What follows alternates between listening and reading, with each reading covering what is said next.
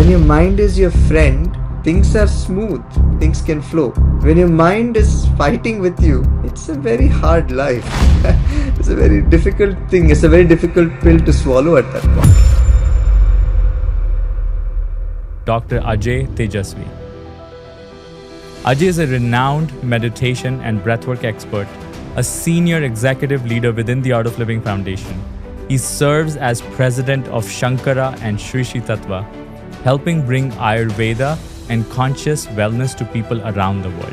He's also a former World Bank executive who led the Collaborative Leadership for Development program, working with over 40 governments to transform how leadership and governance show up in real-world systems. He holds a PhD in political science, and his life bridges both boardrooms and spiritual spaces. If you're not aware, Jitesh, then the worries of the person next to you are the last thing on your mind. If you're not even aware of what's happening within you, isn't it? Yeah, a lot of people are not even aware what's happening in their own lives. They're just going about living their life mindlessly almost. Living is truly an art. Existence is a fact. How do you learn that? How do you learn to rediscover that joy that is within all of us? That is the art of it. The more you know, the more the unknown grows. I am Jitesh Vaswani, your host, and together, let's take this journey beyond the known. Ajay, welcome to Beyond the Known. Thanks a lot, Jitesh. Very kind of you to have me on your show. Awesome. So, I would like to start off with, talking a little bit about the very beginning, right? I want us to go, you have a stellar profile, obviously, but I want us to go back all the way to your childhood. Yeah. So I want to start off there. How was your childhood? How was being related to Gurudev? Not many people know that you are his nephew. So why don't you talk to us a little bit about that? It was quite, I've been blessed with an incredibly amazing childhood and a life all through. Um, as I look back, on my younger days, much younger days, uh, I see how Gurudev and all those around me, all the elders around me, my grandparents, my parents, really modeled the behavior that they wanted to see happen in the world. So we often talk about human values in the art of living, and Gurudev's approach was so steeped in that. The way he would behave with us, the way he would conduct himself with everybody around. And so it was very natural for me and my younger brother to imbibe these in our lives as a consequence. It was not as if somebody was forcing you to sit and meditate or do yoga or something. You saw how it really impacted people around you. You saw how people conducted themselves as a result of being meditators, as a result of living these human values. And so as children, uh, and we've all been children, right? And we've all been kids, and we've had this sensitivity. You're able to understand more. See, then when people tell you something, it's how they behave with you, how they are in terms of their presence with you. It makes a difference, isn't it? So for me growing up, that modeling was very real in my life. And uh, people often ask, how do you reconcile the fact that he's your guru and he's also your maternal uncle? And for me, it's never been a conflict. It's always been so natural, and I've felt the love. I've felt the guidance of a guru throughout my life, from the youngest memories that I have, even I think 5 or 6 years old. Um, and there are some life's lessons that he has taught us that truly continue to define the way I look at life and the way I embrace change everywhere. And one of the things Gurudev was very particular about was he would encourage us to make new friends every day. And and you see that today also. It's made such a big difference in my life. You feel so at ease wherever you go. You feel comfortable. You feel that sense of belonging. It begins with you, and that has really defined how I've approached my life, how I've approached everything that I do, with a sense of, you know what, openness, with a sense of enthusiasm, with a can-do spirit, and knowing that, you know, that energy, that divine is within you to take you through whatever challenges you face in life. So you mentioned that, like he would model that behavior. And I've seen him model that behavior even now when, when we are around him, or so many people are around him. For him, I feel like all these human values like friendliness, compassion, joy, a sense of giving, they come very naturally, right? Now, while you were growing up, while you had him present in your life, almost everyday life, were there lessons that he was trying to teach, or your family was trying to teach you specifically, or was it only modeled through exemplary behavior in their own selves? A little bit of both, I would say, right? Obviously, as children, we need to learn. We need to be able to understand. Um, I find there are different approaches to parenting as well. Being a parent to two young boys now, I've seen. I mean, there's a very nice way in which you can guide those young minds, right? And similarly, for in my own experience, my own brother's experience as well, has been that it's a little bit of both. When you model the talk, when you walk the talk literally, that has a huge impact on your mind, your own approach. For instance, Gurudev, even today, you know, he's very, very particular about not cutting the line or holding the door open for somebody who's walking in after you, be there somebody elderly or somebody else. Just some of these basic etiquettes of life, right? So that has been very strong in us as well. We always make sure that we respect the norms of wherever we live. And more than that, also there's this sense of personal hygiene that I've really imbibed from Gurudev. Gurudev places great emphasis on cleanliness in your surroundings as well as within you, right? I remember as a kid, Gurudev would often be traveling. No?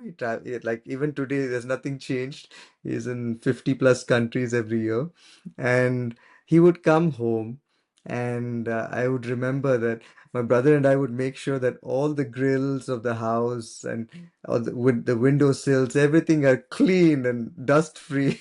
Because once Gurudev had come, and then he would even like just run his finger over the windowsill and see. And yeah, he places great importance on this swachhata, or cleanliness, shaucha, as those of us who have heard him speak about the Yoga Sutras of Patanjali know, and those of us who have done the Sanyam program with Gurudev also know. Uh, Cleanliness, both outside and inside, is very important for spiritual progress. And this is a first-hand lesson that I also had. So it was quite interesting, Jitesh. I think these stories are so good because, for many of us, he's this global figure, right? He's a celebrated spiritual teacher. When we hear, like when I'm hearing these stories, it makes him so much relatable, right? Like I can think of my own grandpa, my own grandmom trying to teach me lessons as I was growing up. So now, when, these particular story, how old were you then? I think I was probably 5 or 6 around that time. So I would make sure we have this little mug of water and a towel to wipe everything by and keep it clean. So yeah, I remember that. And then also, you know, he always encouraged us to be open and interact with everybody. He always told us that the whole world is our family. And so we would have people visiting from all parts of the world, from Colombia, from Canada, from the US, the UK, the Far East, Taiwan, and so on. And it was always like, they were part of our family. So Gurudev always said, we are one world family, and that he has continued. So it's very natural for us. It's not something that you just say and then just leave it at that. That sense of belonging, that sense of feeling that oneness with people from around the world is very true in the art of living, and you know this as well. You've met many people, you yourself. Um have probably experienced this sense of belonging. And I think this is something that's so needed in the world today. It's not something people often make a concept out of these things, right? They make it very, very intellectual and hard to reach. But as you were sharing, it's commonsensical. We all have more in common than we realize, right? And we all have our aspirations. We all have different ways of looking at life, ways of going about life, and knowing some of these simple principles can really help our own happiness and our own state of mind for a long, long time. Don't you think so? Yeah, no, I 100% agree. I think I have been practicing the art of living techniques myself from almost 2 decades. And I've been very lucky to know you, know so many other incredible people within the art of living, and also Gurudev.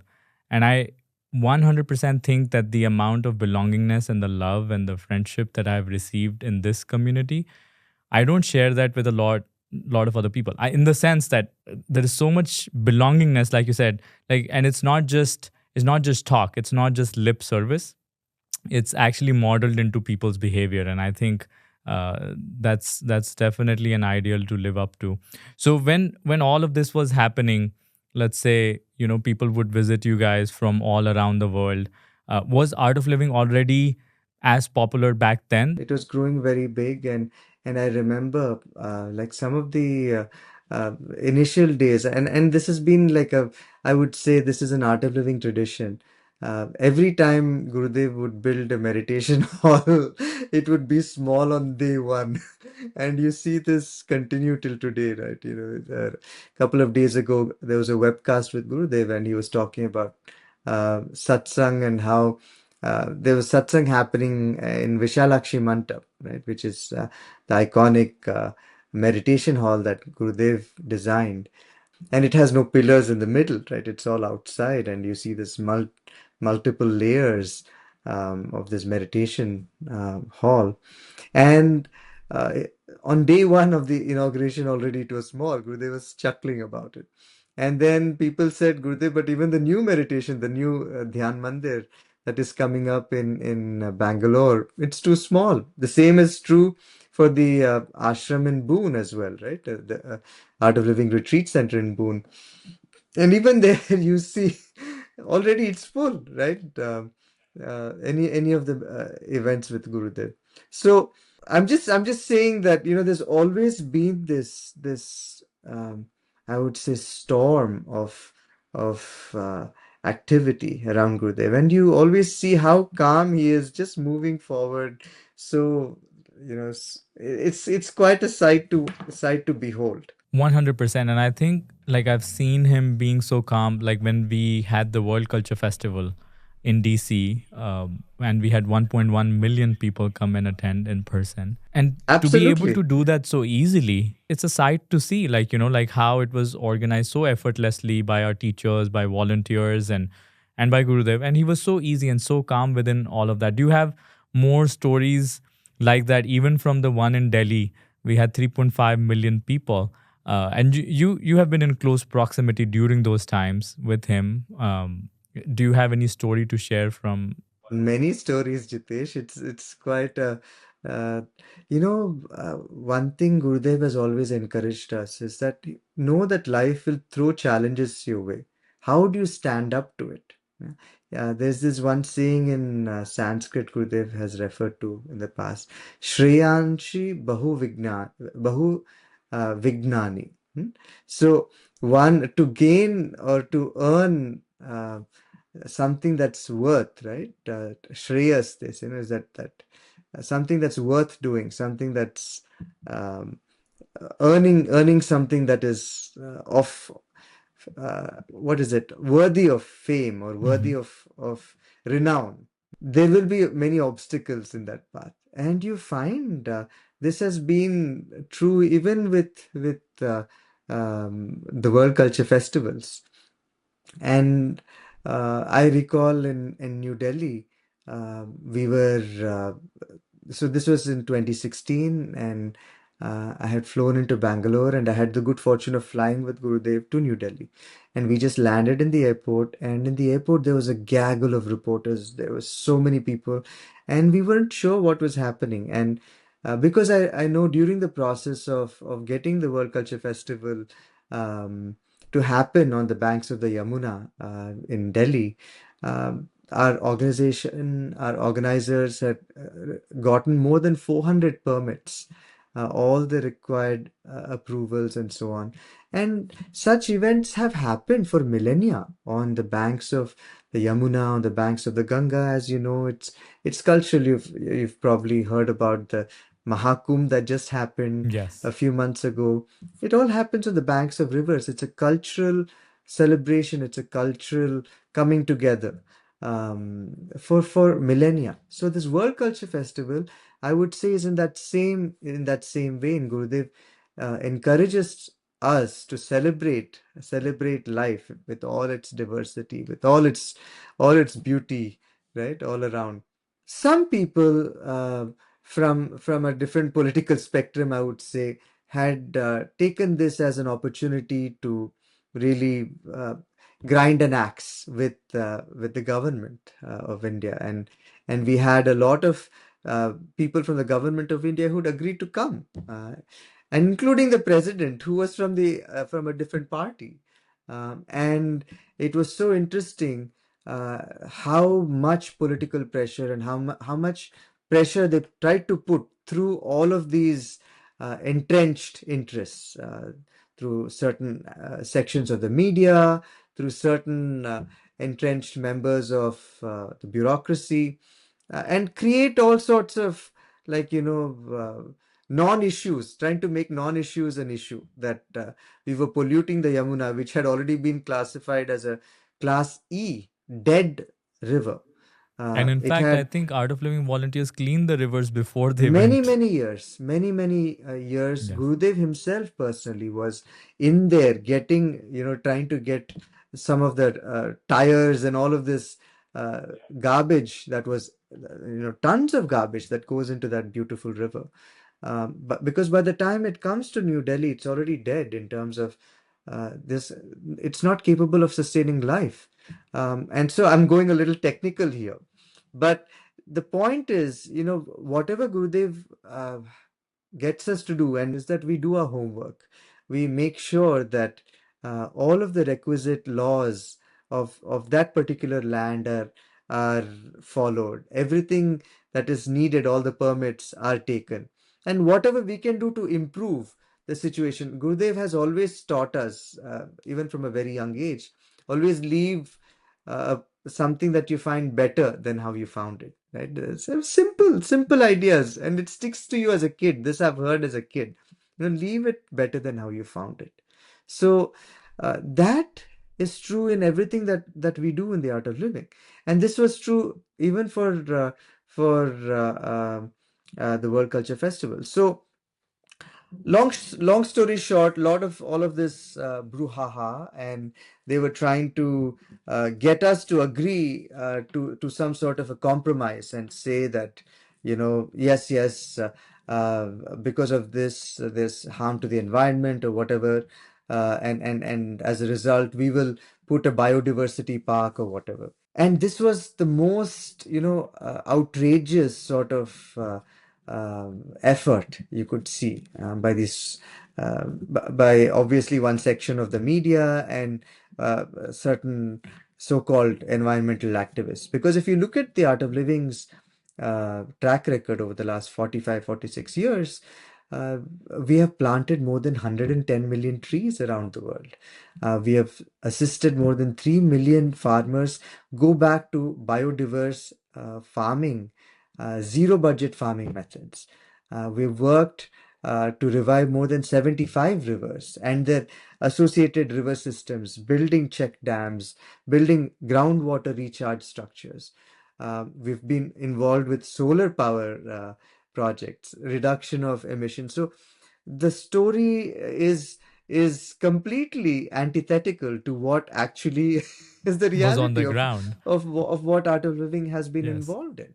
So when the so-called one environmentalist in particular was associated with a particular party and then trying to create like this sort of a all sorts of accusations. Now, a lot of our organizers, understandably, were visibly, concerned and moved. They're like, Yes. Gurudev, will anybody come? There's so much media, so much negative publicity that we have received. And should we move this to a different venue? Maybe we'll move it to Ferozshah Kotla Stadium, the cricket stadium, or we'll move it to the Red Fort Auditorium. All of these options were coming up. That time I saw how Gurudev was firm, like a lion almost it felt to me, like that majesty, Gurudev often says, invoke the courage from within, no? Like roar like a lion. And I saw that within him, the courage of conviction, the courage that we have done nothing wrong. And he even said, I will go to jail, but I will not accept that we have done something wrong because we have gotten all the permissions. To accept this would mean that, we are a white canvas to to put some to put some filth on this white or clean canvas. Certain people have resorted to such methods. So to give in to that would mean compromising everything that we stood for. And there I saw the strength, right? Of course, I always knew, but the strength of conviction, and when needed, standing up for your principles, for not wavering from that. It was a life lesson that will always remain with me. And I even remember wavering at that time. If I take great pride in being, ethical and obviously law-abiding in my own life, and abiding to that sort of a straightforwardness, which you've probably seen over the years as well, Jitesh. Um, but that time I said, Gurudev, they're saying, why don't we just agree? We'll build whatever they're saying about. He said, Ajay, if we agree to this, it will mean that we have done something wrong, which we have not. Why should we agree to that? We will stand for, he said, we will stand for the truth. And the truth will triumph at the end. Right? So this is something that Gurudev stood very firm on. And you will see we will be vindicated. This case has carried on. We contested the allegations, um, and justice will come. Actually, it's so ironic that after all this brouhaha, today you find that there's a metro station at the very place where this festival had been conducted. And to top it all, we had 3.5 million people there who came together with a voice of unity in a world that is so divided even today, as you see. We had people from different political spectrum, with different sides of the political spectrum, different nations that are often at war with one another. And here were people together celebrating our common humanity, understanding that we have differences, but still knowing that we have to resolve these things by working together, creating that common ground. And this is something that we really need in today's world. Um, and this was almost like, though this was very thrilling, this whole aspect. And you should have seen Gurudev, how like, and that night, oh my gosh, this, first of all, it was a floating stage. It was an architectural miracle, right? It was a marvel at that point. Nobody could believe that you build this incredible 3.5 acre stage, actually a 7 acre stage, without even like building, the foundations, without having like underpinning for that. But it was built in a way, it was engineered in a way that it was a floating stage. Yes. It did not harm the ground. I heard a Um, few people mention, and some of these people were civil engineers, that how it was like a civil engineering marvel the way it was yes. designed. It was pretty technically also making sense to a lot of them, that but also a point of wonder that who thought of this, how did this come up with, who came up with this. It was such an incredible This design. was Gurudev actually who came up with this. Oh, really Gurudev's nice. vision is so magnanimous, that I've always seen. It's this larger than life vision, constantly encouraging us to say, okay, push the boundaries. Look at how much, what else can you do? And you know what? This whole thing was put together by volunteers. As you shared in the beginning as well, the Art of Living is one of the world's largest volunteer-run organizations, and it's I often like to joke that in Art of Living we don't just believe in miracles, we rely on them. We rely on them. Yes. And so one of the miracles that night was the new stage that we had to build overnight. For Overnight the prime minister. for the prime minister, because the large stage, his security people said, it's too big. I mean, like, where do we have, the sort of coverage for him? It'll need to be something smaller and more manageable. So overnight, a new stage, a smaller stage on the side was constructed from where the prime minister spoke. And if you also recall, Jitesh, it rained quite Yeah, heavily on the first night, on the first day also. And this is all alluvial soil. This is yes. soil on the banks of the river, so it's very clayey and very marshy, Very right? soft. So it was quite the challenge. But every volunteer there was doing what they could with a smile. And the people who came, I still recall how excited they were to be there, and how uh, one they felt, how welcome they felt, how proud they felt to be part of such an incredible vision that Gurudev has set out for us, and made reality. Right? It's not just a vision of a one world family. We are a one world family, and that was reality for us then, You could as it is definitely now as well. experience that on that night. I was there. Hey, a quick pause. If you're listening to this and thinking, I need more peace in my day, more clarity in my mind, then I'll really encourage you to check out The Art of Living. The Art of Living offers a technique called Sky Breath Meditation, used by CEOs, pro athletes, and high performers around the world to recharge their energy, clear that mental fog, and reset the nervous system in minutes. They offer programs both online and in person. It is science packed and it works. Head to artofliving.org to learn more. One thing that, from your answer, what struck out to me was you mentioned that Gurudev walked there with the ferociousness of a lion, right? And I think that not many people know, or many people do know, that he has walked like that in many different scenarios. It doesn't take anybody who can have less courage than a lion to walk into war like situations, to be able to solve Actual war zones, not just conflicts, war-like situations, war actual zones, wars. actual wars. Were you present in any of the peacekeeping missions? He has been there in Colombia. He has solved a 50-year-old civil conflict between the FARC areas and the government. He has been in Sri Sri Lanka, Lanka, Sri Lanka, Ayodhya. So many places he has Ayodhya. been involved in conflict resolution. Do you have any stories or lessons? I was present in some interactions, I would say some negotiations, not particularly in. So Gurudev has been to Iraq many times. He's during the war also, and he went to the red zone, into Sadr city, and into Najaf, and all of these different places where he met with these leaders, dissenting leaders, as well as the government, and encouraged dialogue as the way to resolve their differences. This was the same message even for the FARC leaders, and the government of Colombia as well. And also in Sri Lanka, that's a beautiful beautiful story that has come out in a book as well called The Tiger's Paws, that one of Art of Living senior instructor Swami Virupaksha has written out his experience of working in Sri Lanka over that particular time.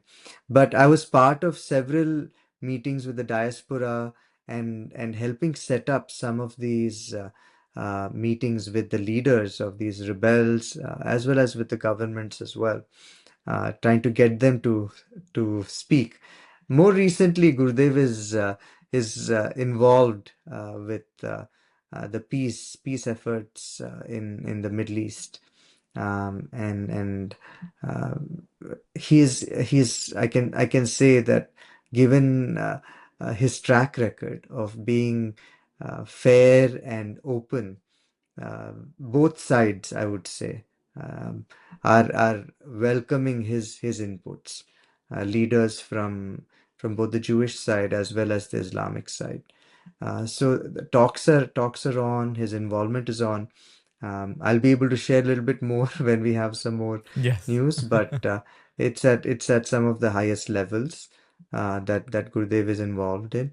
One thing I'll tell you, Gurudev doesn't go into any of these meetings with a preset agenda or model or a plan that he wants to embed into the solution. He goes in with that openness. He goes in with the willingness to listen to everybody. And he has said this also many a time, that um, it's about understanding where we can all get started. He says we all know our differences, we all know where the problems are, but can we each come up with like 5 to 10 solutions that we can all agree on? What is it that we want? And then start with a few, start building the trust amongst one another. And this method, I've seen, this approach of Gurudev's has been so effective, incredibly effective, in many conflicting situations where you've had people of dissenting opinions, differing voices, and so on. So everybody feels heard.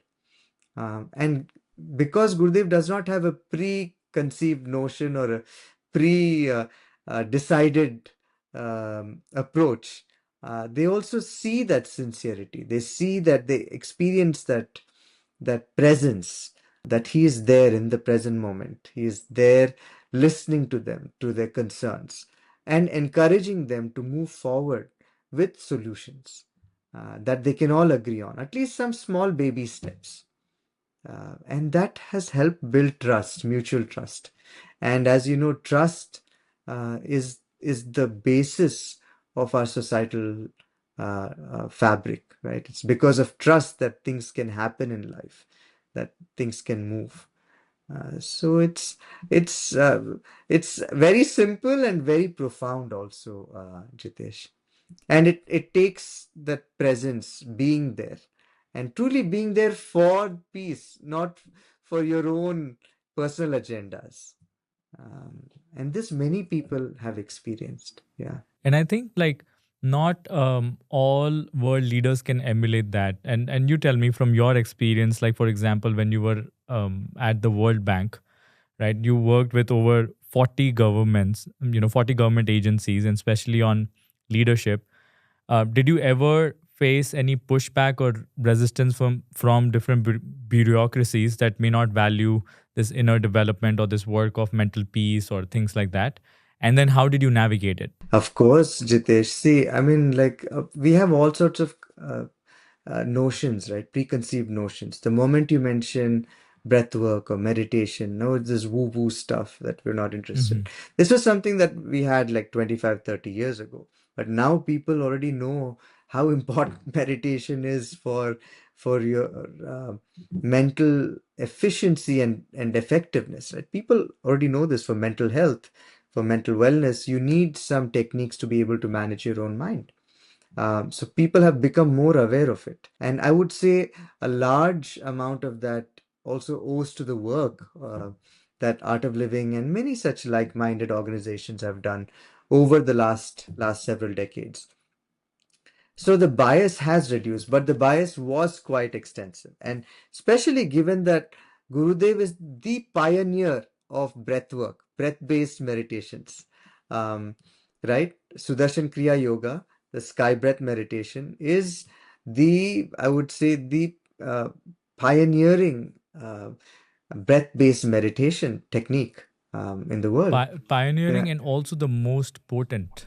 Absolutely. Yeah. I think 100 plus peer-reviewed journals, articles will attest to that as well. Many different studies about the impact. Even the book by James Nestor on breath, actually, he talks about this. He says he did so many different techniques, and the one that he's found to be most effective is the sky breath technique. So the efficacy of the program aside, people have their own biases, right? And one of the challenges that I had was, how do you skillfully present them something that could be so valuable to them in their own lives? And everybody has comes from their own life's experience, right? Everybody comes with their own understanding of what meditation is. I've had situations in parts of Africa where people would be reluctant to close their eyes or breathe in certain ways because they were taught that closing their eyes meant allowing the devil to be able to step inside you. So a lot of this misconceptions also existed and still exist, I would say. But the way we approached this was to help them understand from an intellectual level, right? One of the things that's really beautiful, I feel, about the art of living is that it doesn't say don't use your intellect, don't question, none of that, right? Gurudev, in fact, encourages us to question the status quo, to question whatever is being told, to understand better, with that intention of understanding better, of course. But he says you have a brain. God has given you a brain and an intellect. Use it. Right? Don't go through life without even using your brain. And so we looked at this from a scientific angle. How does the breath work and the meditation, as I just shared, 100 plus studies are out there. So how do we do this? So let me tell you a story. So I was in Uganda, on the shores of Lake Victoria, right? Mhm. Right before the falls, right? So the beginning of the Nile, at the source of the Nile. And we had about 27 government leaders who were there to discuss procurement reform in the pharmaceutical space, in the healthcare sector. And one of the things that they were facing was they were not building any trust amongst each other. They were not being able to communicate with one another effectively. And these were leaders from Uganda, Tanzania, from Kenya, and other parts of East Africa. And as part of the leadership training that we offered them, I really wanted to include some of these practical tools that could help them calm down. See, basically, the reason you're not able to communicate properly with one another is because of some distrust, right? And why is that distrust? I would say because of not able to you're not able to effectively communicate your own point of view to the other person, and the other person also might have their own stress, and they're not able to understand what you're saying. So Gurudev often talks about perception, observation, and expression. Right? Uh, Perception is how you see the world, how you take in the world. Observation is reflection within you. What is it that you're making sense out of what you have taken in? And expression is obviously, how you communicate, how you let Right. people know, how you um, bring out your thoughts, your ideas, and so on. Now, when you're stressed, your perception is flawed, right? They say, don't look at the world with a jaundiced eye, right? Yeah. So, literally, you see Yep. the world from a biased perspective, from an Yeah. angle, right? Yeah. From a particular angle of your own making. And Yeah, as a result, you're if you have cataract in the eye, everything will look blurry. exactly, It's not the absolutely. world which is blurry. Yeah, It's you need to get exactly. the eyes fixed. Exactly. So, when your perception is flawed, how can your observation and expression be appropriate to Hmm. the situation, right?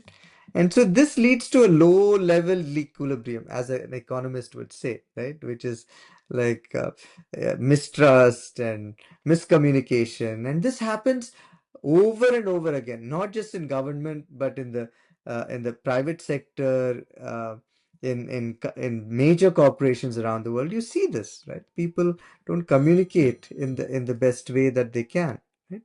So I would say we approached it from this angle, saying, okay, how do you manage this? And at the core of this issue is the stress that you experience in your life. And when you're not able to manage that stress appropriately, then it leads to all of these different problems, different challenges, right? Issues. And what is stress? Very simple definition, if you may. Stress is having too much to do, not enough time, and not enough energy.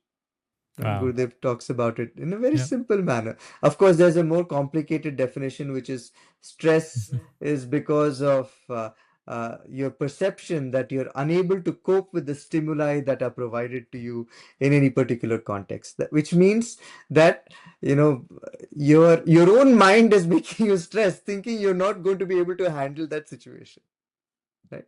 This is what psychologists talk about in terms of stress. Yeah. So if you were to look at it from the way Gurudev says, very simple. Stress is having too much to do, not enough time, and not enough energy. So, how do you address this? How do you address this situation? Because you can't say, I need more, I will take more time to do things. Everything in this world today is just only getting faster and faster. You need to get your reports done on time, you need to get your deliverables done on time. And there's so many things that keep cascading, isn't it? Yeah.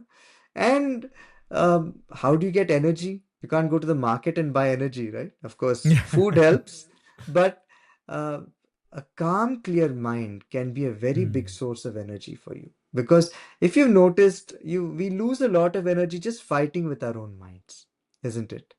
Yeah? When your mind is your friend, things are smooth, things can Yeah. flow. When your mind is fighting with you, it's a very hard life. It's a very difficult thing. It's a very difficult pill to swallow at that point, right? So here is where Gurudev shares that the breath can be a very practical tool. All of us have ways of handling stress. People say, I love to listen to music. I love to run. I love to go swimming. I love to spend time in nature. I love to spend time with my family. All of this is great. Sure, it helps manage stress.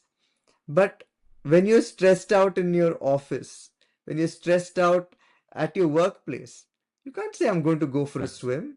You can't say, I'm going to go for a run, right? You need to deal with that situation at that point. So, how do you build the resilience? How do you build the ability to manage stress in that particular moment? And this is where the breath is right there with you, right? From the Yeah. moment we are born to the moment we die, what is it that's with us? It's this It's breath, just a right? breath. Yeah. And very often we don't pay much attention to it. It's only when we are running or short of breath you think about your breath. So the way we approached it then was this was like almost, I remember it was like almost midnight, and I reached out to people in the US. I reached out to a couple of our researchers. I reached out to Dara Garemani, who's a professor at UCLA, and Emma Sepala, who's a researcher currently at Yale. She was at Stanford at that time. And I said, folks, can you give me a few slides or help me just, speak about how the breathwork is helping impact the state of mind, and how is it helping with stress, managing your stress levels from the scientific perspective. And they provided me with such a treasure trove of information. So we stitched it into a bare body presentation and we shared it, and people were so open. And this was a Hmm. big eye opener for me, Jitesh. Is Gurudev always says, meet people where they are. Where they are. And you from there you can move forward. And struggling to tell them that breath is good for you, this is good for you, didn't make sense. But when you presented it in a very scientific way and you talked about how it's not easy for you to control the mind from the level of the mind, telling the mind to relax doesn't work. It's the last thing that works, because there are these things called ironic processes in the realm of the mind, that scientists have found that what you tell the mind not to do, it resists that and it persists with it. Gurudev It's says, like, what you you know, resist when persists, when right? we were young, we would be in college or university, and our mind would tell, "Oh, don't text this girl, or Yeah, don't text this boy, or don't text this person," and but you you end up doing end exactly up doing that. it anyways, right? or or you shouldn't have that ice cream, and then you Oh, end you up should. Yeah, having an exactly. ice cream, right? So it's always there. So these are called ironic processes, Jitesh. Hmm. And so Gurudev would often refer to these as saying, in the realm of the mind, what you resist persists. And this, when we shared with people, that it's very difficult to see, thoughts are natural. You're going to have a lot of thoughts. And even, right now you're having this conversation with me. But there's another conversation happening within your own head. Yeah. Yes, this makes sense. That doesn't make sense. And that's hopefully if you're listening to me. Yes. Very often Yeah. what happens is that you're with somebody, but you're not present. Your mind is Hmm. somewhere else. It's gone for a, as Gurudev says, Swim. cappuccino break, right? So, Yeah. how do you bring the mind to the present moment? And that's where the breath makes a difference. And when we shared this secret with people, they were blown away. They really understood for the first time, hey, I have the secret to managing my own life, my own mind with me. It's my constant companion for my whole life, right? And this opened that door for people to be able to see it in a different light. So, in the art of living, we use all of the different aspects, all of the different faculties. There is some nourishment for the intellect, but also understanding that we are beings of more than just the brain, more than just the intellect, right? We have both the mind and the heart, right? We have, and the spirit, of course, which is the source of all of this energy. So That's so beautiful. understanding that, when you're able to connect to yourself better, when you're able to cut through the clutter in your own mind, when you're able to find that source of energy within you, that is when truly you can connect to others in a meaningful way. If you're not even connected to yourself in a meaningful way, what is your uh, interaction with somebody else going to be? It's not going to be deep. It's not going to be meaningful. So, this aspect of understanding your own self, understanding how to manage your negative emotions, your negative thoughts, can really help unlock the potential for you to live your life in the fullest possible way. I feel like I'm so lucky because I'm getting this live one-on-one masterclass on life itself. And I think one thing you mentioned about breath, I think the reason why it also works is because everybody breathes. It's right, everybody breathes. It's There's no question that it's universal. And also, one thing about stress, why everybody feels stress, is also because it's universal. Everybody can relate to the fact that, okay, I have too much to do, I have very limited time, and of course I don't feel like doing it because my energy is, slacking. So handling it at the level of the breath makes so much more sense. So that's incredible.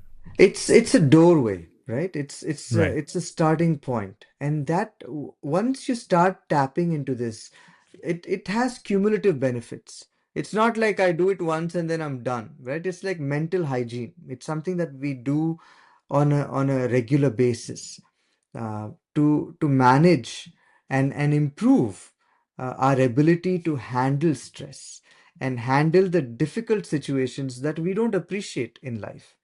And there are a lot of them around, right? People often think spirituality is about sitting in meditation in Padmasan, in the lotus pose, somewhere in the mountains or in a cave. Um, and I would say we beg to differ. Spirituality is who you are.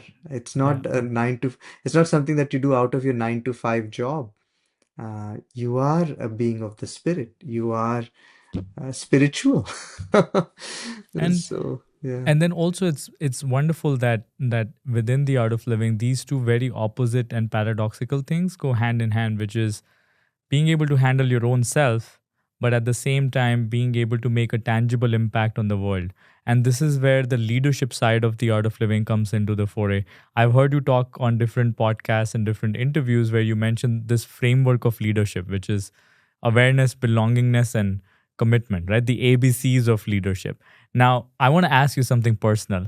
Which one of these did you have a hard time with? I'm guessing that you're good at all three, right? Like, but did you have a hard time with either the awareness front or the belongingness front or the commitment front, or were you, all sorted on all the three ends? Jitesh, actually, I think they all complement one another. Hmm. See, when you're aware, when you become more aware of your own mind, your own thoughts, see, people often refer to this as mindfulness, right? Hmm. I would say this is going a step beyond mindfulness, even. Awareness is just knowing that this is the way things are, and this is the way I am also connected with people around me. See, that beautiful uh, shirt you have on that says seeker, right? Yeah. That was the result of so many people. There was a farmer who actually sewed the cotton for that cloth to be woven by a worker somewhere in the world, and there was somebody who made the ink for that print on your shirt, and somebody who actually printed it and then packed it, and there's somebody who shipped it, and then somebody who retailed it, and finally it came to you, right? Or Mm-hmm. maybe it was your loved one who purchased it for you. So understanding that there is a whole ecosystem of people around, and this I just mentioned human beings, huh? What about the pollinators that were Right. responsible for that cotton tree? So understanding that, hey, it's more than just about me, right? There's so much more happening here around me. That awareness, when that comes, Jitesh, you also become aware, you become aware that you're connected to more than just your own nuclear family. It's not just me, my loved one, or my children, my parents, whatever. It expands to more than that. Oh, my community, my city, my country, my world, right? And you feel a sense of belonging. When you see somebody on the road who needs help, you're like, hey, okay, this is my place. I need to contribute. I need to help. So that comes almost naturally from the understanding. See, if you're not aware, Jitesh, then the worries of the person next to you are the last thing on your mind. If you're not even Right. aware of what's happening within you, isn't it? Yeah, a lot of Right? people are not even aware what's happening in their own lives. They're just Exactly. going about living their life mindlessly almost. Like automatons, right? You go Exactly. in the morning, you have your coffee, you have whatever breakfast, and then you drive off to work, listen to the radio, and then you go through life and then come back, even No if ounce that of much, right? joy, like no ounce of excitement on their face, no ounce of, they're just existing. Like, Life is too precious for that. And this hmm, is what the art of living is all about. You know, living is truly an art. Existence is a fact. So how do you learn that? How do you learn to rediscover that joy that is within all of us? That is the art of living. And that's about these ABCs in life as well. Awareness that you are not just this individual, you're connected to this whole world around you. So you couldn't exist without the oxygen around you, and that oxygen is not yours. It's made by some plant somewhere else, right? The food that you eat comes from somewhere else. Everything that you need to survive actually comes from around you. So with that, You get that sense of belongingness, which is so needed. See, people do all sorts of difficult things today. I would say become depressed because they don't feel connected. They don't feel that sense of belonging. And this is why the art of living has been so effective in helping people with overcome their depression, helping them feel that sense of belongingness again, helping them feel that sense of connectedness. See, with the sense of belongingness, you also get a sense of commitment to make things better than how you found it. It's mine, you know. When Right. something is yours, then you want to take better care of it, isn't it? I take Right. care of my phone, I take care of my car, I take care of whatever it is, my phone, my computer. I take care of my loved ones.